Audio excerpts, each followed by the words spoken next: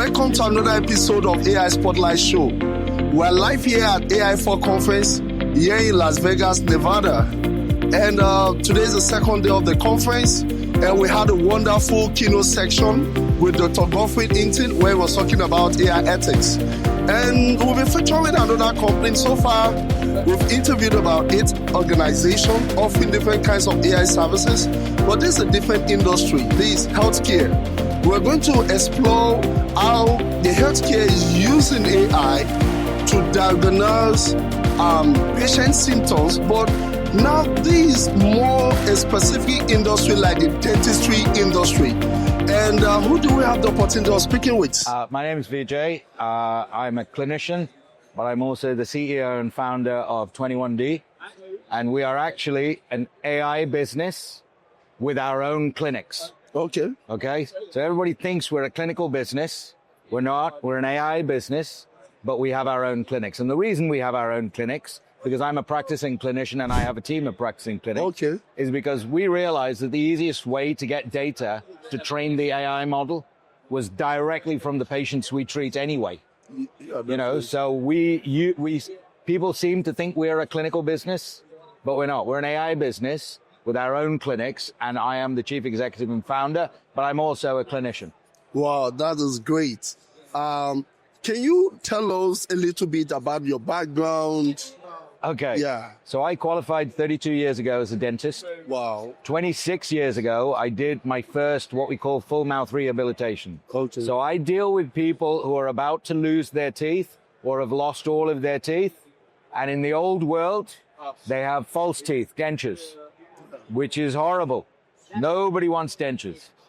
So in my world, we rehabilitate them to give them fixed teeth again like this. So we transition from that to this now using my technology in 2 hours. Wow. So we take all of this out and we replace it with all of this in 2 hours. Done. Wow. That is amazing. Now, tell us about 21D. When was the company founded, and maybe some kind of historical changes about the organization, how you got to the level where you are today? So I actually had a previous company. Okay. And I retired in 2019. Okay. And then it was COVID. So I was sitting at home and I was bored. So I started coding and writing software using my experience. And when COVID finished, I developed a whole new digital protocol. So I decided to start another company called 21D. And 21D just stands for 21st Century Dentistry. That's it. It's nothing fancy. It's just that. Wow. Okay? There's just 21D. That is genius. So in the 21st century world, there are no molds. Everything is scanning. Everything is software-based. Okay. So it's not invasive. So when you go to the dentist, normally they stick their fingers in your mouth and they're poking around. Yeah, we don't do any of that. We just take light scans from the outside and the inside, and that's it. And then we feed it into our software and now our AI. And it just shows you and me at exactly the same time on huge screens where you are and what you need. And then it tells you how long it's going to take, how much it's going to cost, and then you decide. Wow. So that's what we do. That is really amazing. Now, let us deep dive into the kind of, will I say, dentistry treatment that you offer. Yeah. Yeah. Can you talk about it? So the people that we treat are the people with the highest need in dentistry. Okay. So they haven't got any teeth left, or the teeth they have left are so diseased that they have to come out. They're in pain, they can't eat, they can't do anything. Okay. And what they're worried about is, can I treat them? They're always worried that they've lost too much bone, or it's not going to be possible, or they're going to need bone grafting, or they're going to need all kinds of horrific things. Yeah.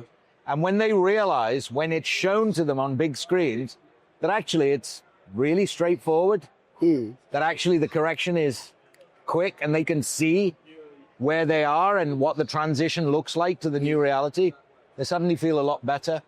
We currently, right now in the UK, and remember, we only do this. Okay. So we don't do any checkups, fillings, whitening, Invisalign. We don't do any of that stuff. We just do this. You only attend to people that have damage. The highest need, the biggest damage. Yeah. So in the UK, we right now have 7.5 million people that need this treatment. Wow. So we are the biggest providers for these people. In the USA, it's even worse. There's nearly 80 million people that need this treatment here. So we right now have a 4.5-month waiting list Okay. of people waiting to have this done with us. Wow. So we're just getting busier and busier. I can't build clinics quick enough. The demand is just insane. Wow. So we want to then bring it to the US and we want to scale up here. Because affordability is an issue. People think that this stuff costs a ridiculous amount of money. Well, this costs less than the cheapest new car you can buy. Wow. This costs less. Now, the cheapest new car you can buy isn't going to last longer than 5 years. That's going to last 40 years. So which is the better investment? Wow, that is amazing. Now, let us talk about the device, the medical device that is used to perform this kind of treatment for people with extreme damaged teeth. Yes. Yeah. What AI capabilities does it have? So the AI controls the design of the device. Okay. So a human being, when they're making this, they're not calculating its biomechanical tolerance when chewing, because that's what teeth are for. People chew food. And the kind of forces that are applied are not calculated, which is why a lot of oral prosthetics break. Our AI not only makes it look like it fits their face, but it also calculates the load mechanics in use. So these products perform a lot more predictably for a lot longer time, because what you don't want is a bit like buying a car. You don't want to buy a car that looks really nice and it breaks down every 2 months. You want to buy a car that looks nice, but also works really well. And other than simple servicing, nothing else goes wrong. So that's where the AI comes in. Human beings can't run this level of calculations. AI can run them in seconds. So when my humans are designing this to run all the different calculations, can take a team of 4 up to 3 days. And these are very expensive people who have got a lot of experience, and they need to spend 3 days calculating this. My AI will do this in 3 seconds. All of it. Wow. So that saving, we can now pass on to the patient and make it more affordable for them and still run a very healthy business. Wow. I have a quick question for you. The process of charging each patient, does it differ based on the level of damage? No. So that's another very important principle of 21D. Okay. So it's a fixed pricing policy. Okay. And we know something. 97% of people can be solved with the solution I created. So it's either you fit or you don't fit. And the price is exactly the same for everybody. For me, it is the real democratization of healthcare, because I don't like the idea that this person should pay more than this person. Yeah, I've heard all the rubbish about why, it's a bit more complicated. So it should be the same price for everyone all the time. So we have a fixed pricing policy, so it doesn't change. We just analyze the anatomy and use what we can. And it works. Wow, that is amazing. I like the fact you mentioned democratization. And I think my next question is very close to that concept. Do you have the plan to white label your technology of yours where other dentists can also have this kind of application, in their workstation? So if I give you some numbers, right now, there are 3.5 million dentists on planet Earth that we know of. 3.5 million registered dentists with registered bodies right now. Just in my field alone, there are 353 million people with no teeth and another 1 billion that are about to lose their teeth. If I license the software to them, to their dentists, they can share with the patients the visualization of the solution from the problem. The only time monetization occurs is when the patient decides that they want to have it done. You understand? So the dentist doesn't have to sell to the patient. The patient and the dentist have exactly the same information at exactly the same time. And how far have you been able to, introduce that to other dentist clinics? So we are 6 months away. So by next January, Okay. we will have a fully functioning model. Right now, we're using it internally in our own clinics. Okay. Okay? And we're tweaking and improving the user interface and all of that. We're working on all of that right now. Okay. So Paul is my chief technical officer, and he said to me that the team will have a fully functioning product embedded into our app in January. Wow. So I'm hoping at that point to spread it across the world. So I don't see any reason why a dentist in China and another dentist in India and another dentist in Africa and another dentist in South America can't all share this with their patients in real time. Monetization only happens when the patient wants to go forward. Because it's like if you want to buy a house. If you don't see the architecture plans, why are you paying for the bricks? Yeah, definitely. Same thing. So I want everybody, at least the patients, to know what is possible, and then they decide whether they want to spend their money and view it as a good investment for them. Yep. But at that point, they just pay. And we take our little monetization from that event. But visualization is free. Okay, that looks interesting. My next question, you talk about one thing that gives your innovation more edge is you have access to the patient data to train the model. How do you get consent from this patient to use their data to train? We just ask them. We just ask them. So we provide them a documentation. Okay. And we explain what we're doing with the data. So the big thing that they all understand is they know that they're not alone. Okay. And they're actually very generous because they like the fact that we're using their data to help other people in future. So we have a consent conversion rate of about 99.6%. Okay. So 99.6% of patients just go, yeah, use my data. Obviously, we protect it. Obviously, we anonymize it, so it can't be hacked or anything. But we always ask them anyway, because we don't believe in hiding anything from patients. Okay. We just tell them, we're going to use your data to develop this model that's going to help everybody in the world. Do you consent? And they all say yes. Wow. Now, would you say that this your AI tool is taking us to the next level of, will I say, practice of dentistry? Or medicine, because this has medical applications too. That's my next area. Okay. So the same technology can be applied in, for example, orthopedics. Okay. So instead of going for a hip replacement, you will actually know before you have the hip replacement what's wrong with your hip now in a visual form and all the things that need to be done and how complex it is, what you're paying for before you have it done. That doesn't exist right now. Wow.